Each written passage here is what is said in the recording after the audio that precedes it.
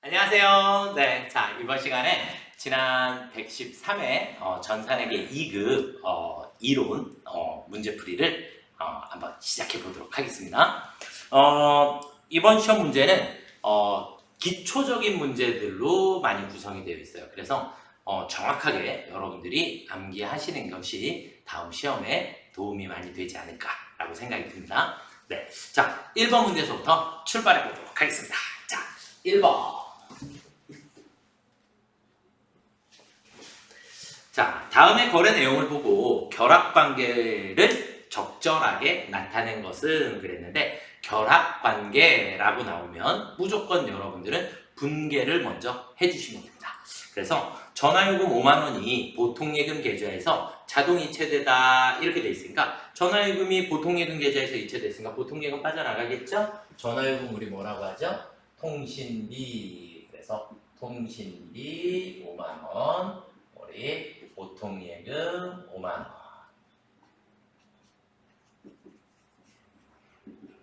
이렇게 분개해 주실 수 있겠죠? 분개하시고 나면 우리 통신비 뭐예요? 비용이 발생하였습니다. 그리고 보통예금 뭐예요? 자산이 감소하였습니다. 그래서 비용이 발생하였고 자산이 감소하였습니다. 그랬으니까 정답은 4번이 되겠죠. 그쵸? 네. 자, 그 다음 문제 2번으로 넘어가 보시도록 하겠습니다. 문제 2번. 문제 2번은, 다음 중 총계정 원장의 잔액이 항상 대변에 나타나는 계정 과목은 무엇인가? 이렇게 나와 있는데, 여러분들 잔액 물어보는 문제는 잔액이 중요한 게 아니라 우리가 거래 판료소에 일단 자산과 비용은 항상 차별해. 그 다음에 부채, 자본, 수익은 항상 대변에 잔액이 남도록 되어 있습니다. 이게 증가변이죠. 그렇죠? 자산과 비용은 차변이 증가고 부채, 자본, 수익은 항상 대변이 증가가 되고 그래서 잔액도 항상 증가변에 잔액이 남도록 되어 있습니다. 자, 그러면 지금 문제는 잔액이 항상 대변에 남는 계정 과목은 무엇인가 그랬으니까 부채, 자본, 수익 계정 과목 중에 하나를 찾아주시면 되겠죠. 그래서 정답은 그냥 공짜 1번이 되겠습니다. 임대료, 우리 수익 중에 익자로 안 끝나는 수익 하나, 임대료 반드시 암기해 주셔야 되겠고요. 보통예금 자산이죠. 그렇죠? 보통예금 자산이고 수수료 비용은 비용이고 그리고 외상매출금 자산이니까 그래서 정답은 1번이 되겠습니다. 자, 그 다음 문제 3번으로 한번 넘어가 보시도록 하겠습니다. 문제 3번은 엄청 중요한 문제에 해당하고요. 여러분들이 회계 2급뿐만 아니라 회계 1급, 세무 2급으로 넘어가시면서 재고자산에서 반드시 암기하셔야 될 계정 과목이 분류예요. 그래서 문제 3번은 우리가 이렇게 볼게요. 기말재고에 기말상품재고에라고 하는 게 있고 그 다음에 매출 원가라고 하는 게 있고 그 다음에 이익은 매출 총이익도 되고 그 다음에 뭐 당기순이익도 되고 그래서 기말이 증가를 하게 되면 기말이 증가하면 매출 원가는 감소하도록 되어 있고 이익은 다시 증가하게 이렇게가 세트예요. 이렇게 세트. 그 다음에 기말이 작아지면 매출 원가는 커지고 이익은 작아지게 됩니다. 이것 또한 세트. 그래서 우리는 이 세 가지를 반드시 여러분들은 암기를 해주셔야겠고요. 여기서 이제 우리가 상품 계정을 그려보시면 상품 계정은 차변의 기초 상품 재고액 그리고 매입액 그리고 기말 상품 재고액을 빼주시고 나면 우리는 여기에서 매출 원가라는 걸 산출하게 되고요. 양쪽의 합은 무조건 같아야 하고 기초와 매입은 변함이 없어요. 무조건. 기초와 매입은 정해져 있는 거고 결국 양쪽의 합은 서로 같기 때문에 이 합계, 판매 가능액이라고 하지만 이 합계액은 항상 동일합니다. 그런데 여기서 기말이 커졌다. 기말이 커지게 됐다. 합계는 동일하니까 기말이 커지면 원가는 줄어들 수밖에 없더라. 기말이 작아지게 되면 매출 원가는 커질 수밖에 없더라. 이게 그냥 기본 세트예요. 기본 세트가 되고 우리는 매출액에서 매출 원가를 빼주시고 나면 매출 총 이익이 나오기 때문에 원가가 줄어들면 이익은 당연히 커질 수밖에 없고 원가가 커지면 이익은 작아질 수밖에 없더라. 그래서 지금 요만큼은 여러분들이 재고자산에서 반드시 암기하고 계셔야 되는 부분이 되니까 여러분들이 꼭 암기하셨으면 좋겠어요. 자, 문제 보도록 하겠습니다. 다음 중 기말상품 재고액 3만원을 5만원으로 잘못 회계 처리한 경우 재무제표에 미치는 영향으로 오른 것은 기말이 3만원이었는데 5만원이 됐으니까 기말이 2만원만큼 과대 계상이 됐어요. 기말이 커졌다. 그러면 매출원가는 2만원만큼 작아지게 되고 이익은 다시 2만원만큼 커지게 됩니다. 이게 기본 세트로 움직이는 거예요. 자, 그러면 재고자산이 재고자산 과대계상이 되었고 매출원가가 과소계상되었습니다. 그랬으니까 2번이 정답이 되겠죠. 그렇죠? 매출원가가 과소계상. 매출 총이익은 다시 커졌으니까 과대계상. 당기순이 같이 움직이는 거니까 과대계상이 되게 됩니다. 그래서 정답은 2번이 되겠습니다. 이해되시나요?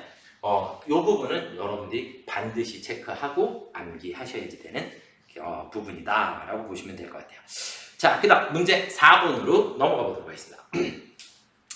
다음 중 유동성 배열법에 의하여 나열할 경우 재무상태 보상 가장 위쪽, 가장 상단에 표시되는 계정 과목은 무엇인가 그랬는데 문제 4번은 우리가 유동성 배열법에 따라서 자산은 유동자산에는 당좌자산과 재고자산으로 나누어지고요. 그 다음 비유동자산은 다시 네 가지로 우리가 투자자산, 유형자산, 그리고 무형자산, 그리고 기타 비유동자산으로 나누어지게 돼요. 그러면 가장 상단에 표시된다라고 했으니까 당연히 당좌자산을 선택을 해주시면 되겠네요. 그렇죠?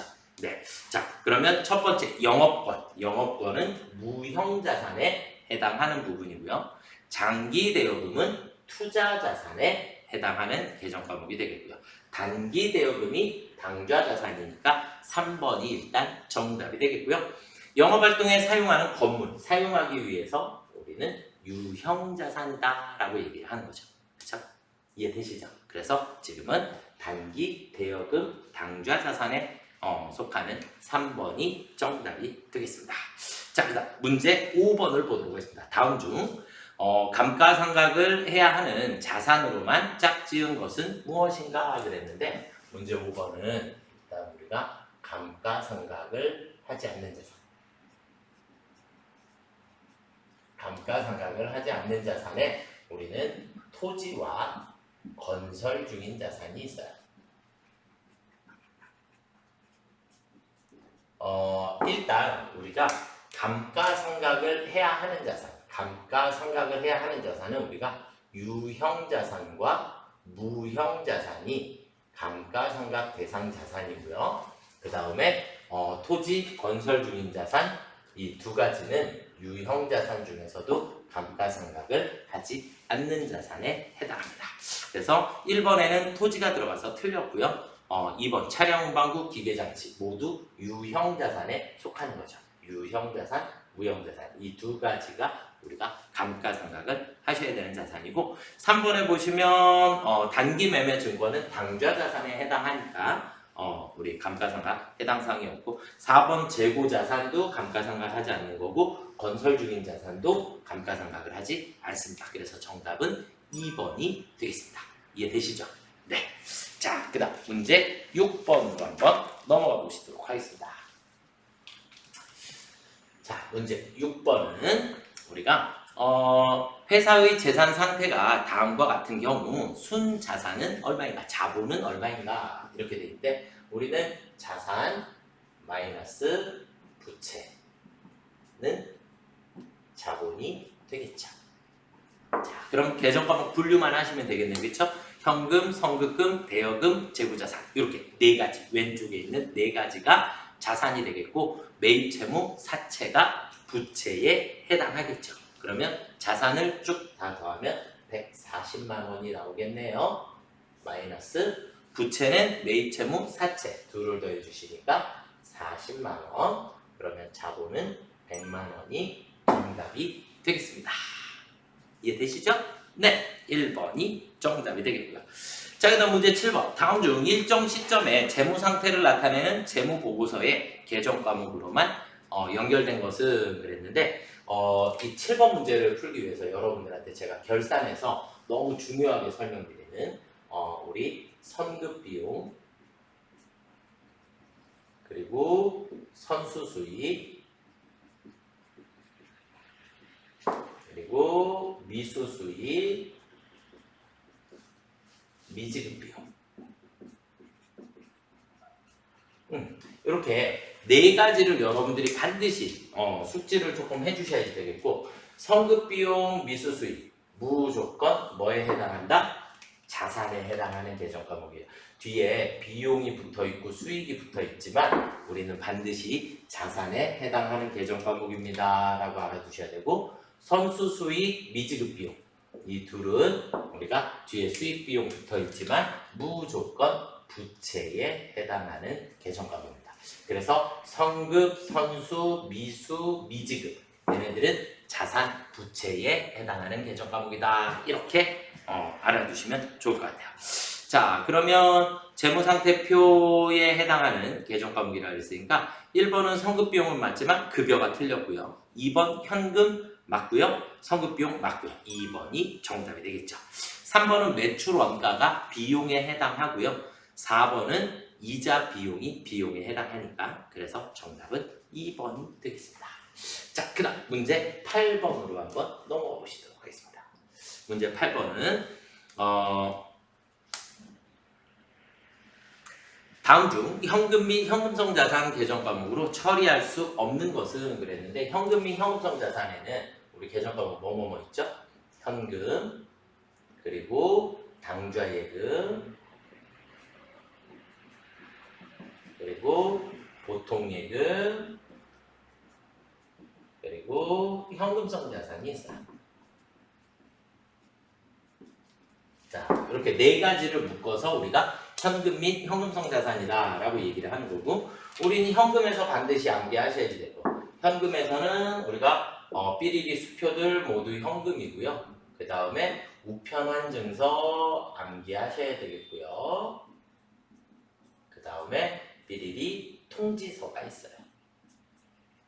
이런 것들을 우리가 현금이다 라고 얘기를 하는 것이고 그 다음에 당좌예금은 당정 발행 당좌 수표만 당정 발행 그래서 우리 회사가 발행한 당좌 수표만 당좌예금이라 하고 보통예금 보통예금이고 현금성 자산은 취득 당시 만기가 몇 개월 이내인 3개월 이내인 채권을 우리가 현금성 자산이다 라고 얘기를 해요. 자, 그럼 보통예금, 우편환증서 현금 맞고요. 자기약수표, 삐리리 수표 모두 현금 맞습니다. 그래서 정답은 4번. 우표는 통신비로 처리를 하게 돼요. 우표는 우리가 편지 붙일 때, 내 소식을 남한테 전달을 하는 편지를 붙일 때 사용을 하는 우표는 우리가 통신비라고 처리를 해주시면 되겠습니다. 그래서 정답은 4번이 되겠고요. 자, 그 다음으로 한번 넘어가 보시도록 하겠습니다. 문제 9번을 한번 보시겠습니다. 문제 9번은 다음 자료에 의한 매출 채권의 기말 대손 충당금 잔액은 얼마인가 그랬는데 대손 충당금은 무조건 퍼센트만큼 모으시는 거예요. 무조건 얼마만큼? 퍼센트만큼. 그래서 대손 충당금은 일단 퍼센트만큼 모아주시면 되겠고 매출 채권 이건 엄청 중요한 개념. 그래서 여러분들이 예를 들어서 자 지금 뭐 매출 채권이라 했으니까 외상 매출금이나 바드러움을 매출 채권이라고 하죠. 그렇죠? 외상 매출금 혹은 여기에 바드러움도 마찬가지. 바드러움도 마찬가지 매출 채권이 되겠고요.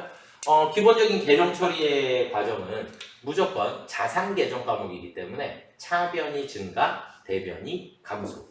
그래서 차변의 증가, 증가변에 항상 기초가 있고요. 그 다음에 감소변에 항상 기말이 있습니다. 이렇게 보시면 되겠고, 외상 매출금이 증가하려면 당연히 물건을 매출해야 외상 매출금이 증가를 하게 되겠고요. 그 다음 외상 매출금이 감소한다는 얘기는 외상 매출금을 회수하거나 혹은 매출했던 상품을 반품받았을 때 이걸 우리는 환입 혹은 애누리 혹은 할인해줬을 때 우리는 외상 매출금이 줄어들 수 있어요. 그러면 우리는 지금 문제사에서 물어본 건 대손 충당금을 물어봤기 때문에 대손 충당금은 기말 잔액에 대해서 뭐만큼? 퍼센트만큼 충당금을 모아주시면 됩니다. 자, 숫자를 한번 써볼까요? 자, 기초 매출 채권 잔액은 50만 원이라고 했고요. 그 다음에 단기 매출액은 200만 원이라고 했고요. 그 중에 우리는 150만 원을 회수를 했습니다. 이렇게 됐고, 그러면 양쪽의 합은 무조건 같아야 하니까 우리는 기말이 100만 원입니다. 이렇게 이해가 되실 거고, 100만 원에 몇 퍼센트만큼? 1%만큼. 그럼 공 2개 지워주시면 되겠죠? 그렇죠? 그래서 만 원만큼 대손 충당금을 모아주시면 됩니다. 9번은 정말로 중요한 문제고, 이렇게 T자 계정 처리를 정확하게 인지하셨으면 좋겠습니다. 그래서 정답은 3번. 네, 만 원이 되겠고요. 자, 그 다음 문제 10번으로 한번 넘어가 보시도록 하겠습니다. 문제 10번. 이제 10번은 다음 자료에서 부채의 합계액은 얼마인가? 부채, 나중에 갚아야 될 돈이죠. 그쵸? 네. 직원에게 빌려준 금전. 직원에게 돈을 빌려줬으면 나중에 돌려받아야 되죠. 대여금입니다. 대여금. 자산이 되겠고요. 선급, 아까 자산이라고 어디 있어요? 여기. 선급 자산. 그쵸? 선급 자산이라고 그랬고, 선지급금, 이것도 먼저 지급한 선급금 개념이니까 자산이 되겠고, 선수수입, 부채, 선수금, 부채. 그래서 부채는 둘 더하면 10만 원이 정답이 되겠죠. 이해되시죠? 네, 그래서 1번이 정답이 되겠습니다. 자, 그 다음 11번으로 넘어가 보도록 하겠습니다. 11번은 다음 자료는 회계의 순환 과정의 일부이다. 가나다 순서로 옳은 것은 그랬어요. 회계의 순환 과정. 그래도 회계 2급 정도 배우셨으면 여러분들이 이 정도는 알아두셨으면 좋겠고, 자, 거래라는 게 발생을 하게 되면 우리는 분계라고 하는 것을 하게 되죠. 그렇죠? 분계라고 하는 것을 하게 되고, 분계를 하고 나면 전기라는 걸 하게 돼요. 1년 365일 동안 계속 반복이 되다가 이제 결산일이 되면 장부를 마감해야 되겠죠. 그렇죠? 그러면 우리는 결산에 예비 절차라고 하는 게 있고요. 그 다음에 본 절차라고 하는 게 있고, 보고서 작성 절차다라고 하는 게 나눠지게 되고, 그럼 결산의 예비 절차에서는 우리가 뭐예요? 수정 전 시산표라는 걸 작성을 하게 되고, 그 다음에 결산 정리 사항이라는 걸 하게 돼요. 그리고 나면 다시 수정 후 시산표를 작성을 하게 되고요. 그 다음 본 절차로 가게 되면, 본 절차는 모든 장부를 마감하는 절차를 우리가 본 절차다라고 얘기를 하는 거고, 그 다음 보고서 작성 절차는 재무제표를 작성을 해주시면 되겠습니다. 자, 여기서 우리 재무제표의 종류는 몇 가지? 5가지. 보면 뭐예요? 재무상태표, 손익계산서, 현금흐름표, 자본변동표, 주석. 이렇게 5가지. 그래서 재무제표 종류도 알아두시면 좋을 것 같고요. 자, 그러면 답을 찾아볼까요? 거래가 발생했어요. 그러면 거래가 발생했으면 우리는 분계라는 걸 해주셔야겠고요. 그렇죠? 그리고 수정 전 시산표, 수정 후 시산표 사이에 결산 정리 사항이다 라고 하는 걸 하시게 되고, 그 다음에 우리는 모든 장부를 뭐 해야 된다? 마감해야 된다. 그래서 분계를 하고 결산 정리 사항 분계를 해주시면 되겠고, 각종 장부를 마감해 주시면 되겠습니다. 그래서 정답은 2번이 되겠습니다. 이해되시죠? 네, 이 정도는 여러분들이 반드시 숙지를 하고 계시면 좋을 것 같습니다. 자, 그 다음 문제 12번으로 넘어가 보도록 하겠습니다. 12번은 다음 중 재고자산의 취득원가를 구할 때 차감하는 계정 과목 빼야 하는 것이 아니고, 그러면 우리가 매입, 할인, 환출, 애누리는 모두 다 내 매입액에서 마이너스 처리해 주셔야 되겠죠. 그래서 정답은 4번. 매입 부대 비용은 모든 자산 구입 시 재비용 및 수수료는 원가에 포함시켜 주시면 됩니다. 자, 그래서 매입 부대 비용 원가에 포함시켜 주시면, 단기 매매 증권은 제외고요. 그렇죠? 네. 그래서 매입 부대 비용은 원가에 포함한다라고 보시면 되겠고, 자, 그 다음 13번 문제를 보시면 13번 문제는 다음 중 영업의 비용에 해당하지 않는 것은, 이거는 제가 회계 2급, 회계 1급에서도 엄청 중요하게 반드시 암기해 주셔야 돼요. 영업의 비용. 그래서 영업의 비용 안에는 우리 뭐뭐뭐 있죠? 이자 비용, 기부금, 무슨 손실, 그리고 기타의 대손상각비가 있어요. 근데 이 영업의 비용 너무 중요해요. 우리 회계를 하시는 동안에 영업의 비용의 부분 너무 중요하니까 반드시 암기를 해주셔야겠습니다. 자, 그러면 이자 비용, 기부금, 무슨 손실 그랬으니까 정답은 1번. 보험료는 판매비와 관리비에 해당하는 거죠. 이해가 되셨나요? 네. 자, 그 다음 14번으로 넘어가 보도록 하겠습니다. 14번. 자, 우리가 다음 재고자산의 단가 결정 방법 중 선입선출법에 대한 설명으로 적절하지 않은 것은 그랬는데, 단가 결정 방법은 우리 아까 여기에 이 3번 얘랑 연결되어 있어요. 얘랑 연결되어 있고, 그래서 우리가 물가가 상승 중이다. 물가가 상승 중이다. 물가가 상승 중이라는 얘기는 첫날 살 때는 싸게 샀고, 그 다음에 더 비싸게 샀고, 그 다음에는 더 비싸게 샀다. 이렇게 개념이에요. 그래서 물가가 상승 중이다. 같은 물건을 점점점 비싸게 주고 샀다. 이렇게 개념이시고, 물가가 상승 시 이익이 과대, 선입선출법이라고 했으니까 일단 선입선출법은 먼저 들어온 게 먼저 빠져나가요. 그럼 결국 제일 비싼 물건이 기말재고로 남게 되겠네요. 그러면 기말재고액이 상대적으로 큰 금액이 남았죠. 그렇죠? 상대적으로 큰 금액이 남았죠. 기말이 커졌다. 기말이 커졌다. 기말이 커졌으니까 매출원가는 줄어들 것이다. 이익은 다시 커질 것이다. 이렇게가 그냥 개념이세요. 그래서 물가 상승 시 이익이 과되게 생깁니다. 이익이 커지게 된다. 네, 맞는 말이고요. 물량 흐름과 원가 흐름이 대체로 일치한다. 네, 앞에서부터 순서대로 들어온 대로 순서대로 빠져나가기 때문에 물량 흐름과 일치한다 라고 보시면 되겠고, 물가 상승 시 기말재고 자산이 과소평, 기말은 커져요. 선입선출법. 후입선출법으로 하면 뒤에서부터 빠져나가기 때문에 제일 작은 게 남겠죠. 그렇죠? 3번은 후입선출법에 대한 얘기고요. 그래서 정답은 3번이 되겠고요. 기말재고자산이 현행원가예요. 현행원가는 시가를 얘기를 해요. 시가. 요즘 가격. 요즘 가격. 그러니까 가장 오래됐고 얘가 가장 최근 거니까 최근 게 기말로 남아있다. 그래서 현행원가를 반영하고 있습니다. 그래서 정답은 3번이 되겠습니다. 이해가 조금 되셨나요? 네. 자, 그 다음 문제 15번을 한번 살펴보도록 하겠습니다. 문제 15번. 문제 15번은 다음과 같이 사업에 사용할 토지를 무상으로 취득한 경우, 우리가 자산의 취득이 유상 취득이 있고 무상 취득이 있는데, 무상이란 얘기는 공짜로 받았다. 그러면 우리가 무상으로 예를 들어서 대주주로부터 우리 회사에 투자되신 분한테 회사에서 쓰세요. 내가 땅을 좀 기증할게요. 그래서 땅을 기증받았어. 그러면 우리는 무상으로 이렇게 기증을 받게 되면 우리는 회계 처리를 차변에 토지 그리고 대변에 뭐라고 해요? 우리 자산 수증 이익이다라고 처리를 하시게 됩니다. 그럼 얼마로 적을 거냐? 이 금액이 중요한 거죠. 그쵸? 이 금액은 얼마로 적어야 해요? 무조건 무상 취득은 공정가치를 취득 원가로 하게 됩니다. 공정가치. 그러면 모든 자산 구입 시 재비용 및 수수료는 원가에 포함한다 그랬으니까 기본적인 공정가치에 플러스 재비용을 더해 주시면 되겠죠.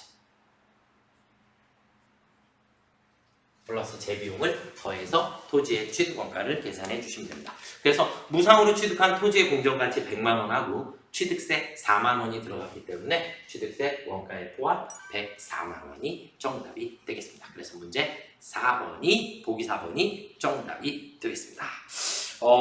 이렇게 113회 문제를 처음부터 끝까지를 한번 이론을 살펴봤는데요.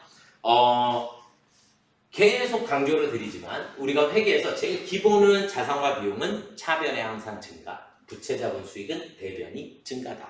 그리고 우리 매출원가와의 관계, 기말 매출원가 이익의 관계. 이 3번은 여러분들이 반드시 숙지를 조금 하셨으면 좋겠고요. 성급, 선수, 미수, 미지급, 회계 2급에선 너무 자주 출제되는 문제이고, 그 다음 저는 개인적으로 9번 문제가 여러분들이 반드시 이해하셔야 될 문제다라고 생각이 듭니다.